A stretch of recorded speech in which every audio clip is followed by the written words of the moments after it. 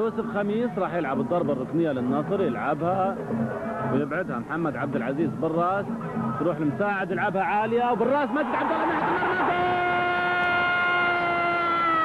جول!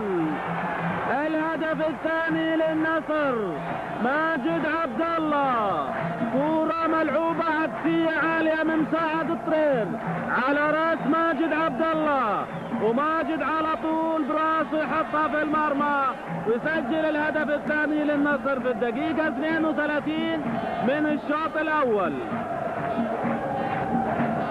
في الدقيقة 32 ماجد عبد الله يضيف الهدف الثاني. شوف إعادة لها، راحت مساعد الطرير حطها على الأرض ولعبها عالية على راس ماجد، وماجد على طول يلعبها عن يمين عباس هارون ويسجل منها الهدف الثاني للنصر. شوف ماجد كيف طالع وبراسه يلعبها في المقص على يمين